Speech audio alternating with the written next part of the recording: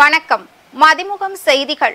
இன்றைய முக்கிய நிகழ்வுகளை பார்ப்பதற்கு முன்பாக தலைப்பு செய்திகளை பார்க்கலாம். திமுக வேட்பாளர் கலாநிதி வீராசாமியை ஆதரித்து முதலமைச்சர் மு.க.ஸ்டாலின் வாக்கு சேகரிப்பு. தமிழ்நாட்டை அழிக்க நினைக்கும் பாஜகவையும் புறக்கணிக்க வேண்டும் என எக்ஸ் தளத்தில் பதிவு. பாஜக தோல்வி அடைவதை யாராலும் தடுக்க முடியாது. சனாதன கூட்டத்திற்கு முடிவு கட்ட மக்கள் முடிவு செய்துவிட்டதாக வைகோ தேர்தல் பரப்புரை. மோடியின் 10 ஆண்டு கால ஆட்சியில் தமிழ்நாட்டிற்கு எதையும் செய்யவில்லை. ஈரோடு திமுக வேட்பாளர் பிரகாஷை ஆதரித்து அமைச்சர் உதயநிதி ஸ்டாலின் பிரச்சாரம். மக்களவை தேர்தல் பிரச்சாரம் நாளை மாலை 6 மணியுடன் நிறைவு. பிரச்சாரம் ஓய்ந்த பிறகு வாக்கு சேகரிக்க கூடாது என தலைமை தேர்தல் அதிகாரி எச்சரிக்கை. மக்கள் பிரச்சனைகளுக்கு தீர்வு காணும் உண்மை ஊழியனாக இருப்பேன். தீப்பெட்டி சின்னத்திற்கு துரை வைகோ தீவிர வாக்கு சேகரிப்பு. விரிவான செய்திகள். வடசென்னை தொகுதி திமுக வேட்பாளர் கலாநிதி வீராசாமியை ஆதரித்து முதலமைச்சர் மு.க.ஸ்டாலின் வாக்கு சேகரித்தார். தமிழகத்தில் மக்களவை தேர்தல் பிரச்சாரம் நாளை மாலை 6 மணியுடன் நிறைவடை உள்ள நிலையில் அனல் பறக்கும் பிரச்சாரம் நடைபெற்று வருகிறது. இந்நிலையில் முதலமைச்சர் மு.க.ஸ்டாலின் வடசென்னை நாடாளுமன்ற வேட்பாளர் கலாநிதி வீராசாமி மற்றும் மத்திய சென்னை நாடாளுமன்ற திமுக வேட்பாளர் தயாநிதி மாறன் ஆகியோருக்கு வீதி வீதியாக சென்று வாக்கு சேகரித்தார். முதலமைச்சர் வாக்கு சேகரிக்க சென்ற போது அங்கிருந்த மக்கள் கூடி நின்று உற்சாக வரவேற்பு அளித்தனர். ஸ்டாலின் அங்குள்ள விளையாட்டு திடலுக்கு சென்று அங்கு பயிற்சி செய்து கொண்டிருந்த கால்பந்து விளையாட்டு வீரர்களுக்கு வாழ்த்துக்கள் கூறி அவர்களுக்கு மேலும் வசதிகள் ஏதும் தேவைப்படுகிறதா என்று கேட்டறிந்தார். அங்கிருந்த கால்பந்து வீரர்களுடன் ஸ்டாலின் கால்பந்து விளையாடி மகிழ்ந்தார். கொளத்தூர் தொகுதியில் வீடு வீடாக சென்று திமுகவிற்கு வாக்கு சேகரித்தார். முதல்வரின் வருகைக்காக அந்த பகுதி மக்கள் வீட்டு வாசலில் வண்ண கோலமிட்டு தோரணங்கள் கட்டி ஆர்வத்தோடு திரண்டு நின்று இசை வாத்தியங்களோடு வரவேற்றனர். தமிழ்நாட்டை அழிக்க நினைக்கும் பாஜகவையும் அவர்களின் மறைமுக கூட்டாளிகளான அதிமுகவையும் புறக்கணிக்க வேண்டும் என முதலமைச்சர் மு.க.ஸ்டாலின் எக்ஸ் தளத்தில் பதிவிட்டுள்ளார். முதலமைச்சர் மு.க.ஸ்டாலின் வெளியிட்டுள்ள எக்ஸ் தள பதிப்பில் தமிழ்நாட்டின் கோரிக்கைகளை உரிமை குரலை இப்போதே மோடி அரசு மதிப்பதில்லை என பதிவிட்டுள்ளார். அடிப்படை உரிமைகளுக்காக கூட உச்ச நீதிமன்றத்தை ஒவ்வொரு முறையும் நாடும் நிலைக்கு தள்ளப்படுவதாக குறிப்பிட்டுள்ள முதலமைச்சர் மக்களவையில் நமது பிரதிநிதித்துவம் மேலும் குறைந்தால் தமிழர்களை பாஜக அரசு செல்லா காசாக்கிவிடும் என எச்சரித்துள்ளார். வரி பகிர்வில் ஏற்கனவே பாரபட்சமான அநீதியை சந்தித்துக் கொண்டிருப்பதாக வேதனை தெரிவித்துள்ள முதலமைச்சர் சர்வாதிகார மோடி ஆட்சிக்கு முற்றுப்புள்ளி வைக்க வேண்டும் என பதிவிட்டுள்ளார். தமிழ்நாட்டின் பலத்தை குறைக்கும் மோடியின் அப்பட்டமான சதித்திட்டம் இப்போது விழி திறக்காவிட்டால் எப்போதும் விடியல் இல்லை எனவும் முதலமைச்சர் மு.க.ஸ்டாலின் குறிப்பிட்டுள்ளார். மோடியின் பாஜகவிற்கு வாக்களிப்பதற்கும் எடப்பாடி பழனிசாமியின் அதிமுகவிற்கு வாக்களிப்பதற்கும் வித்தியாசம் ஒன்றும் இல்லை என தெரிவித்துள்ள முதலமைச்சர் வெளிப்படையாக தமிழ்நாட்டை அழிக்க நினைக்கும் பாஜகவையும் அவர்களின் மறைமுக கூட்டாளிகளான அதிமுகவையும் புறக்கணிக்க வேண்டும் என முதலமைச்சர் குறிப்பிட்டுள்ளார். பிரதமர் மோடி 90 முறை தமிழ்நாட்டிற்கு வந்தாலும் பாஜக தோல்வி அடைவதை யாராலும் தடுக்க முடியாது என மதிமுக பொதுச் செயலாளரும் மாநிலங்களவை உறுப்பினருமான வைகோ தெரிவித்துள்ளார். திருப்பூர் நாடாளுமன்ற தொகுதியில் இந்தியா கூட்டணி சார்பில் போட்டியிடும் இந்திய கம்யூனிஸ்ட் கட்சியை சேர்ந்த சுப்பராயனை ஆதரித்து மதிமுக பொதுச் செயலாளர் வைகோ திருப்பூர் காந்தி நகரில் பிரச்சாரத்தில் ஈடுபட்டார். அப்போது பேசிய வைகோ இந்துத்துவா மற்றும் சனாதன கூட்டத்திற்கு முடிவு கட்ட மக்கள் முடிவு செய்துவிட்டதாக தெரிவித்தார். பிரதமர் மோடி 90 முறை வந்தாலும் பாஜக தோல்வி அடைவதை யாராலும் தடுக்க முடியாது என குறிப்பிட்ட வைகோ தமிழக மக்கள் புண்படும் வகையில் பிரதமர் மோடி பேசி வருவதாக கண்டனம் தெரிவித்தார். தமிழ் மொழியை ஆட்சி மொழியாக அறிவிக்க பிரதமர் மோடிக்கு தைரியம் உள்ளதா என கேள்வி எழுப்பிய வைகோ தமிழர்களை ஏமாற்ற முடியாது என்று தெரிவித்தார். எங்கள் அண்ணா உருவாக்கிய சட்டப்படி இந்திக்கு இங்கு இடமில்லை, தமிழும் ஆங்கிலமும் தான் என்று சட்டமன்றத்திலே பிரகடனம் செய்துவிட்டு இதை யாராலும் இனி எதிர்காலத்திலே யார் முதலமைச்சராக வந்தாலும் மாற்ற முடியாது என்று அண்ணா சொல்லிவிட்டு போனாரே, அந்த தமிழ்நாட்டுக்குள்ளே நுழைந்து நான் திராவிட இயக்கத்தை ஒழிப்பேன் என்றார். இது சமூக நீதியை காத்த இயக்கம், சமத்துவத்தை காத்த இயக்கம், பொது உடைமையை காத்த இயக்கம், செந்தமிழ் நாட்டினுடைய மொழியை காத்த இயக்கம். அப்படிப்பட்ட ஜனநாயக புரட்சி 67 ஏற்படுத்தித்தான் அன்று முதல் இதுவரை திராவிட இயக்கமே இங்கே ஆண்டு வருகிறது. திராவிட இயக்கத்தை ஒழிப்போம் என்று சொன்னால் இவனுக்கே கோபம் வருகிறது என்று நினைக்கலாம். ஒன்று மாத்திரம் சொல்லுகிறேன் தோழர்களே, திராவிட இயக்கம் என்கிற போது அது தந்தை பெரியாரின் திராவிடர் கழகம், பேரறிஞர் அண்ணாவின் திராவிட முன்னேற்ற கழகம், டாக்டர் கலைஞர் கட்டிக்காட்ட திராவிட முன்னேற்ற கழகம், மக்கள் திலகம் எம்ஜிஆர் உருவாக்கிய அனைத்திந்திய அண்ணா திராவிட முன்னேற்ற கழகம், எங்கள் தியாகத்திலே வளர்ந்திருக்கின்ற மறுமலர்ச்சி திராவிட முன்னேற்ற கழகம், அத்தனையும் சேர்ந்ததுதான் திராவிட இயக்கம். எங்களுக்குள் பிரச்சனைகள் இருக்கலாம், எங்களுக்குள் மோதல்கள் இருக்கலாம், எங்களுக்குள் தேர்தல் தகராறுகள் இருக்கலாம். ஆனால் திராவிட இயக்கம் என்கின்ற அமுத சொல்லை அதை உயிராக நினைத்துக் கொண்டிருக்கிற எங்கள் மண்ணில் வந்து அழிப்பேர் என்று சொல்வதற்கு உங்களுக்கு எவ்வளவு மமதையும் ஆணவமும் அகம்பாவமும் அகந்தையும் இருக்க வேண்டும். தமிழ்நாட்டில் மக்களவை தேர்தல் பிரச்சாரம் நாளை மாலை 6 மணியுடன் நிறைவு பெறுவதாக தலைமை தேர்தல் அதிகாரி சத்யபிரதா சாஹூ தெரிவித்துள்ளார். தமிழ்நாட்டில் மக்களவை தேர்தல் ஒரே கட்டமாக வரும் 19ஆம் தேதி நடைபெற உள்ள நிலையில் அனைத்து அரசியல் கட்சிகளும் தீவிர பரப்புரையில் ஈடுபட்டு வருகின்றனர். இந்நிலையில் செய்தியாளர்களை சந்தித்த தலைமை தேர்தல் அதிகாரி சத்யபிரதா சாஹூ தமிழ்நாடு முழுவதும் நாளை மாலை 6 மணியுடன் தேர்தல் பிரச்சாரம் நிறைவு பெறுவதாக தெரிவித்தார். தமிழ்நாடு முழுவதும் இதுவரை 92.80% அடையாள சீட்டுகள் வழங்கப்பட்டுள்ளதாக குறிப்பிட்டுள்ள அவர், மீதமுள்ள சீட்டுகள் இன்னும் ஓரிரு நாட்களில் கொடுக்கப்படும் என தெரிவித்தார். பிரச்சாரம் ஓய்ந்த பிறகும் யாரும் எந்த வகையிலும் வாக்கு சேகரிக்க கூடாது என்றும், வாக்காளர்கள் ஏதேனும் புகார் தெரிவிக்க விரும்பினால் 1950 என்ற எண்ணை தொடர்பு கொள்ளலாம் என தெரிவித்துள்ளார். மக்களவை தேர்தலுக்கான 1,59,100 மின்னணு வாக்குப்பதிவு இயந்திரங்களும் 82,014 கட்டுப்பாட்டு கருவிகளும் தயார் நிலையில் உள்ளதாகவும் அவர் தெரிவித்துள்ளார். விக்கிரவாண்டி தொகுதியில் இடைத்தேர்தல் நடத்துவதற்கான அனைத்து ஏற்பாடுகளும் தயார் நிலையில் உள்ளதாகவும் அவர் தெரிவித்தார். திருச்சி நாடாளுமன்ற தொகுதி வேட்பாளர் துரை வைகோ தீப்பெட்டி சின்னத்திற்கு வாக்கு கேட்டு தீவிர பிரச்சாரம் மேற்கொண்டார். திமுக தலைமையிலான இந்தியா கூட்டணியில் திருச்சி நாடாளுமன்ற தொகுதியில் மதிமுக வேட்பாளர் துரை வைகோ போட்டியிடுகிறார். இந்நிலையில் நாள்தோறும் கூட்டணி கட்சி நிர்வாகிகளோடு துரை வைகோ தீப்பெட்டி சின்னத்திற்கு தீவிர வாக்கு சேகரிப்பில் ஈடுபட்டு வருகிறார். அமைச்சர்கள் KN நேரு மற்றும் அன்பில் மகேஷ் பல்வேறு பகுதிகளில் துரை வைகோவை ஆதரித்து தீப்பெட்டி சின்னத்தில் வாக்கு சேகரித்தனர். அதன் ஒரு பகுதியாக கந்தர்வக்கோட்டை வடக்கு ஒன்றியம் அரவம்பட்டியில் துரை வைகோ தீப்பெட்டி சின்னத்திற்கு தீவிர வாக்கு சேகரிப்பில் ஈடுபட்டு வருகிறார். பிரச்சாரத்தின் போது கந்தர்வக்கோட்டை சட்டமன்ற உறுப்பினர் M சின்னதுரை மற்றும் திமுக உள்ளிட்ட இந்தியா கூட்டணி கட்சி நிர்வாகிகள் உடன் இருந்தனர். ஆந்திர முதலமைச்சர் ஜெகன்மோகன் ரெட்டி மீது கல் வீசியவர் பற்றி துப்பு கொடுத்தால் 2 லட்சம் சன்மானம் வழங்கப்படும் என்று ஆந்திர மாநில காவல்துறை அறிவித்துள்ளது. ஆந்திராவில் வரும் மே 13ஆம் தேதி நடைபெற உள்ள சட்டப்பேரவை மற்றும் மக்களவை தேர்தலை ஒட்டி YSR காங்கிரஸ் கட்சி வேட்பாளர்களை ஆதரித்து முதல்வர் ஜெகன்மோகன் தேர்தல் பிரச்சாரம் மேற்கொண்டு வருகிறார். இந்நிலையில் NTR மாவட்டம் விஜயவாடா சிங் நகரில் யாத்திரை சென்றபோது மர்ம ஆசாமிகள் கல்வீசி தாக்கியுள்ளனர். இதில் முதல்வர் ஜெகன்மோகன் படுகாயம் ஏற்பட்ட நிலையில் ஒரு நாள் ஓய்வுக்கு பிறகு மீண்டும் பிரச்சாரத்தை தொடங்கினார். முதல்வர் மீது கல்வீசி தாக்குதல் நடத்தியதற்கு தமிழக முதலமைச்சர் MK ஸ்டாலின், தெலுங்கானா முதல்வர் ரேவந்த் ரெட்டி, ஆந்திரா முன்னாள் முதல்வர் சந்திரபாபு நாயுடு உள்ளிட்டோர் கடும் கண்டனம் தெரிவித்துள்ளனர். YSR காங்கிரஸ் கட்சியினர் விஜயவாடா தேர்தல் ஆணையத்தில் மாநில தேர்தல் அதிகாரி முகேஷ்குமார் மீனாவிடம் புகார் மனு அளித்தனர். இந்நிலையில் ஜெகன்மோகன் ரெட்டி மீது கல்வீசியவர் பற்றி துப்பு கொடுத்தால் 2 லட்சம் சன்மானம் வழங்கப்படும் என்று ஆந்திர மாநில காவல்துறை அறிவித்துள்ளது. மறைந்த முன்னாள் அமைச்சர் இந்திரகுமாரி உடலுக்கு முதலமைச்சர் MK ஸ்டாலின் நேரில் அஞ்சலி செலுத்தினார். திமுக இலக்கிய அணி தலைவரும் முன்னாள் அமைச்சருமான இந்திரகுமாரி உடல்நலக் குறைவு காரணமாக சென்னையில் காலமானார்.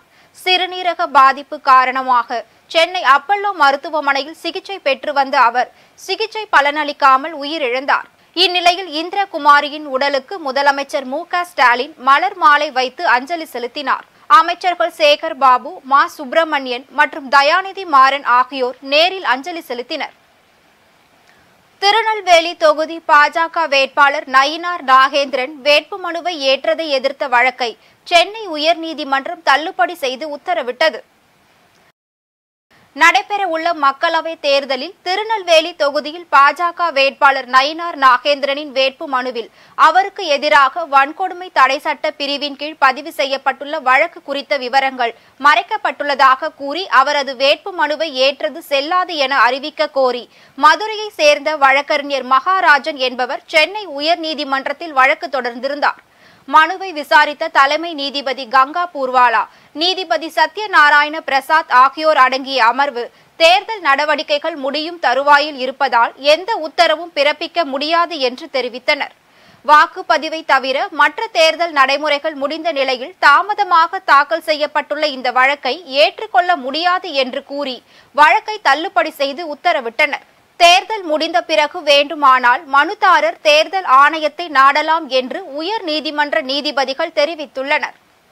சேலத்தில் திமுக வேட்பாளருக்கு ஆதரவாக வாக்கு சேகரிக்க நகைச்சுவை நடிகர் பாவா லட்சுமணன் தீவிர வாக்கு சேகரிப்பில் ஈடுபட்டார். சேலத்தில் திமுக வேட்பாளருக்கு ஆதரவாக வாக்கு சேகரிக்க நகைச்சுவை நடிகர் பாவா லட்சுமணன் தீவிர வாக்கு சேகரிப்பில் ஈடுபட்டார். நாடாளுமன்ற தேர்தல் வாக்குப்பதிவு வருகின்ற 19ஆம் தேதி நடைபெற உள்ள நிலையில் அரசியல் கட்சியினர் இறுதிக்கட்ட பிரச்சாரத்தை தீவிரமாக நடத்தி வருகின்றனர். அதன் ஒரு பகுதியாக சேலம் நாடாளுமன்ற தொகுதியில் திமுக சார்பில் போட்டியிடும் வேட்பாளர் செல்வ கணபதியை ஆதரித்து பிரபல நகைச்சுவை நடிகர் பாவா லட்சுமணன் கடைவீதி மற்றும் மார்க்கெட் பகுதியில் தீவிர வாக்கு சேகரிப்பில் ஈடுபட்டார். அப்போது பேசிய அவர், மாயி திரைப்படத்தில் வரும் வசனத்தை வேட்பாளருக்கு ஏற்றவாறு மாற்றி அமைத்து கூறி வித்தியாசமான முறையில் வாக்கு சேகரித்தார். அதனைத் தொடர்ந்து அங்கிருந்த பழக்கடைகளுக்கு சென்று பழங்களை வெட்டி கொடுத்தும் ஒவ்வொரு கடைகளுக்கு சென்று துண்டு பிரசுரங்களை வழங்கியும் தீவிர வாக்கு சேகரிப்பில் ஈடுபட்டார். திருப்பூர் மாவட்டம் அருகே ஒரே குடும்பத்தை சேர்ந்து 4 பேர் வெட்டி கொல்லப்பட்ட வழக்கில் 4 குற்றவாளிகளுக்கு ஆயுள் தண்டனை வழங்கி திருப்பூர் நீதிமன்றம் தீர்ப்பளித்துள்ளது. திருப்பூர் மாவட்டம் பல்லடம் அருகே செந்தில்குமார் தனது வீட்டின் அருகே மது அருந்திய நபர்களை தட்டி கேட்டதற்காக அந்த நபர்கள் செந்தில்குமார் குடும்பத்தினரை வெட்டி கொலை செய்யப்பட்டுள்ளனர். அந்த வழக்கில் செல்லமுத்து, ஐயப்பன், ராஜ்குமார், சோனை, முத்தையா மற்றும் வெங்கடேஷ் ஆகியோர் கடந்த ஆண்டு கைது செய்யப்பட்டனர். இந்நிலையில் இன்று திருப்பூர் மாவட்ட முதன்மை அமர்வு நீதிமன்றத்தில் கள்ளக்கிணறு கொலை வழக்கு தொடர்பாக நீதிபதி சொர்ணம் நடராஜன் ஒரே குடும்பத்தை சேர்ந்த 4 பேர் கொலை செய்யப்பட்ட வழக்கில் 4 பேருக்கு ஆயுள் தண்டனையும் ஒருவருக்கு 3 ஆண்டு சிறை தண்டனையும் தீர்ப்பு வழங்கினார். கடந்த 3/9/2023 பல்லடத்தை அடுத்த கள்ளக்கிணறு நடந்த ஒரே குடும்பத்தை சேர்ந்த 4 பேர் கொடூரமாக கொலை செய்யப்பட்டதையொட்டி காவல்துறையினர் வழக்கு பதிவு செய்து முதன்மை மாவட்ட நீதிமன்றத்தில் இன்று தீர்ப்பு வழங்கப்பட்டது. மாவட்ட முதன்மை நீதிபதி அவர்கள் சொர்ணம் நடராஜன் அவர்கள் 1 முதல் 1ஆம் எதிரிக்கு 302 செக்ஷன் படி லைஃபும் 1000 ரூபாயும், 2, 3, 4 எதிரிகளுக்கு அதே போல லைஃபும் 1000 ரூபாய் அபராதம் விதித்தும், 5ஆம் எதிரி 2 வருடம் 2 கவுண்டிற்காக 4 வருடங்களும் 1000 ரூபாய் அபராதம் விதித்து தீர்ப்பு கூறியுள்ளார். அதை இந்த தண்டனைகளை ஏவக காலத்தில் அனுபவிக்க வேண்டும் என்று தீர்ப்பு கூறுகிறார். மேலும் தமிழ்நாடு அரசாங்கம் பாதிக்கப்பட்ட குடும்பத்திற்கு இழப்பீடு வழங்க வேண்டும் என்று உத்தரவிடப்பட்டுள்ளது. அரியலூர் செந்துறை அருகே ஆண்மான் இறந்த சம்பவம் அப்பகுதியில் பெரும் சோகத்தை ஏற்படுத்தியுள்ளது. அரியலூர் மாவட்டம் செந்துறை அருகே உள்ள சிறுகடம்பூர் கிராமத்தை சேர்ந்த சங்கீத ராஜா என்பவரது நிலத்தில் ஆண்மான் ஒன்று உடலின் கீழ்ப்பகுதியில் சிறிய காயத்துடன் இறந்து விரைத்த நிலையில் கிடந்துள்ளது. பின்னர் இது குறித்து இரும்புலிக்குறிச்சி காவல்துறையினர் மற்றும் வனத்துறையினருக்கு தகவல் அளிக்கப்பட்டது. தகவலின் பெயரில் அங்கு வந்த அதிகாரிகள் விசாரணை மேற்கொண்டு வருகின்றனர். இந்த சம்பவம் அப்பகுதி மக்களிடையே பெரும் சோகத்தை ஏற்படுத்தியுள்ளது. கொடைக்கானல் தூண்பாறை பகுதியில் வனத்துறை சார்பில் கோடை சீசனுக்கு சுற்றுலா பயணிகளை கவரும் வகையில் செல்ஃபி பாயிண்ட் அமைக்கப்பட்டுள்ளது. திண்டுக்கல் மாவட்டம் கொடைக்கானலில் குணா குகை, மோயர் சதுக்கம், தூண்பாறை, பைன்மர காடுகள், பேரிஜம் ஏரி உட்பட பல சுற்றுலா தலங்கள் உள்ளது. தற்போது கோடை விடுமுறை என்பதால் வழக்கத்தை விட சுற்றுலா பயணிகளின் எண்ணிக்கை அதிகரித்துள்ளது. இந்நிலையில் கோடை சீசனுக்கு சுற்றுலா பயணிகளை வரவேற்கும் வகையில் வனத்துறை சார்பில் காடுகள் குறித்து விழிப்புணர்வு ஏற்படுத்தும் வகையிலும் வனத்துறை சார்பில் தூண்பாறை பகுதியில் ஐ லவ் ஃபாரஸ்ட் கொடைக்கானல் என்ற வாக்கியத்துடன் கூடிய செல்ஃபி பாயிண்ட் நேற்று முதல் சுற்றுலா பயணிகள் பார்வைக்கு வைக்கப்பட்டுள்ளது. மேலும் இந்த செல்ஃபி பாயிண்ட் பின்புறத்தில் உள்ள 2 தூண் பாறைகளின் ரம்மியமாக காட்சி அளிக்கும் வகையில் இந்த செல்ஃபி பாயிண்ட் அமைக்கப்பட்டு இருப்பதால் சுற்றுலா பயணிகள் ஆர்வமாக இந்த செல்ஃபி பாயிண்டில் புகைப்படம் மற்றும் செல்ஃபி எடுத்து உற்சாகம் அடைந்து வருகின்றனர்.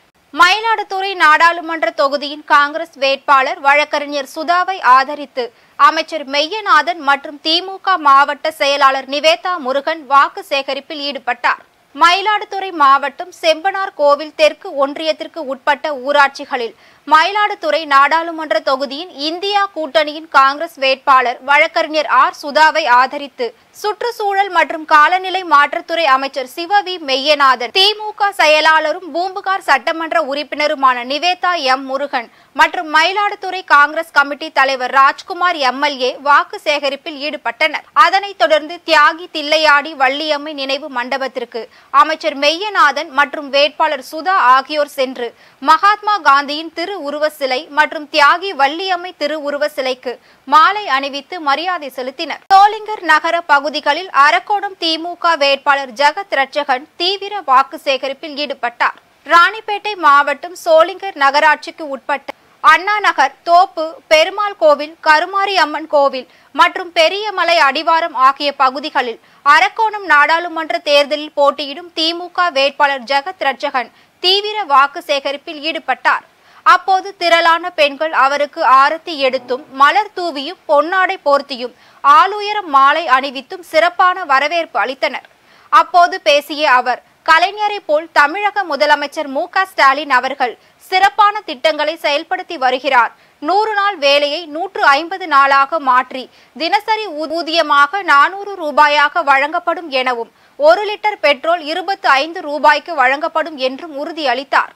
அதனைத் தொடர்ந்து பேசிய அவர், யோக நரசிம்மர் சுவாமி திருக்கோவிலில் கோபுர திருப்பணிக்கு 5 கிலோ தங்கம் வழங்கப்படும் எனவும் பட்டா இல்லாதவர்களுக்கு பட்டா வழங்கப்படும் என்றும் உறுதியளித்தார். 1 லிட்டர் பெட்ரோலுக்கு 25 ரூபாய் குறைக்கப்படும் என்றும் அவர் உறுதியளித்தார். அதனைத் தொடர்ந்து பேசிய அவர், யோக நரசிம்மர் சுவாமி திருக்கோவில் கோபுர திருப்பணிக்கு 5 கிலோ தங்கம் வழங்கப்படும் எனவும் பட்டா இல்லாதவர்களுக்கு பட்டா வழங்கப்படும் என்றும் உறுதியளித்தார். ராமநாதபுரம் மக்களவை தொகுதி வேட்பாளர் ஓ பன்னீர்செல்வத்தை ஆதரித்து ஜே.பி. நட்டா வாக்கு சேகரிப்பில் ஈடுபட்டார். ராமநாதபுரம் மக்களவை தொகுதியின் வேட்பாளரும் முன்னாள் முதலமைச்சருமான ஓ பன்னீர்செல்வத்தை ஆதரித்து பாஜக தேசிய தலைவர் ஜே.பி. நட்டா சட்டமன்ற தொகுதிக்கு உட்பட்ட பகுதிகளில் நடைபெற்று வரும் வாகன பேரணி நிகழ்ச்சியில் கலந்து கொண்டு பலாப்பழ சின்னத்திற்கு வாக்கு சேகரித்தார்.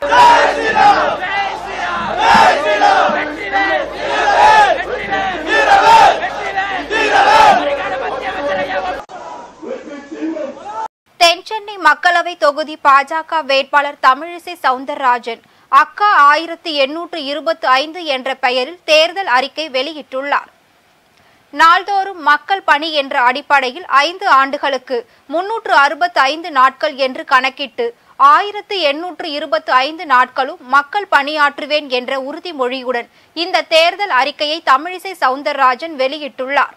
போக்குவரத்து நெரிசல் போன்ற தென் சென்னையின் முக்கிய பிரச்சனைகள் குறித்து அலசி அதற்கு தீர்வு காணப்படும் என்றும் அவர் அதில் உறுதிமொழி அளித்துள்ளார். அரசு விரைவு பேருந்துகளில் 18ஆம் தேதி முன்பதிவு முழுமையாக நிறைவடைந்துள்ளதால் 16, 17 ஆகிய தேதிகளில் பயணிகள் தங்கள் பயணத்தை மேற்கொள்ள போக்குவரத்து கழகம் அறிவுறுத்தியுள்ளது. மக்களவை தேர்தலை முன்னிட்டு புதன் மற்றும் வியாழக்கிழமைகளில் சென்னையில் இருந்து தினசரி இயக்கக்கூடிய 2092 பேருந்துகளுடன் கூடுதலாக 2970 சிறப்பு பேருந்துகள் என 2 நாட்களுக்கும் சேர்த்து 7154 பேருந்துகள் இயக்கப்படுகின்றன. பிற ஊர்களில் இருந்து இந்த 2 நாட்களிலும் 3060 சிறப்பு பேருந்துகள் என மொத்தம் 10,214 பேருந்துகள் இயக்கப்படுகின்றன. வியாழக்கிழமை சென்னையில் இருந்து இயக்கப்படும் அரசு விரைவு போக்குவரத்து கழக பேருந்துகளில் பெரும்பான்மையான தடங்களில் முன்பதிவு முழுமையாக நிறைவடைந்துள்ளது. இந்நிலையில் சொந்த ஊர்களுக்கு பயணிக்க விரும்பும் பயணிகள் கடைசி நேர கூட்ட நெரிசலை தவிர்க்கும் வகையில் வியாழக்கிழமை தங்கள் பயணத்தை மேற்கொள்வதை விடுத்து செவ்வாய், புதன் ஆகிய தினங்களில் முன்பதிவு செய்து பயணிக்க போக்குவரத்து கழகம் அறிவுறுத்தியுள்ளது. சிதம்பரம் நாடாளுமன்ற தொகுதி பாஜக வேட்பாளர் கார்த்தியாயினியின் படிவம் C1 தற்போது பார்க்கலாம்.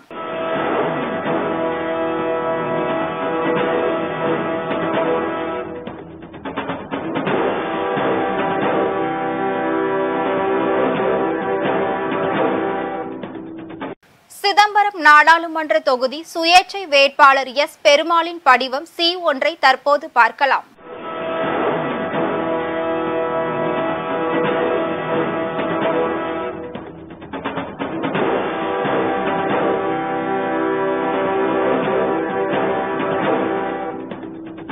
இன்றைய தங்கம் வெள்ளி விலை வழங்குவோர் அட்டிகா கோல்ட் கம்பெனி. சென்னையில் ஆபரண தங்கத்தின் விலை சவரனுக்கு 640 ரூபாய் உயர்ந்து 54,960 ரூபாய்க்கு விற்பனை செய்யப்படுகிறது. கிராமிற்கு 80 ரூபாய் உயர்ந்து 6,870 ரூபாய்க்கு விற்பனை செய்யப்படுகிறது. வெள்ளியின் விலை கிராமிற்கு 1 ரூபாய் உயர்ந்து 90 ரூபாய் 50 காசுகளுக்கும் 1 கிலோ வெள்ளியின் விலை 90,500 ரூபாய்க்கும் விற்பனை செய்யப்படுகிறது.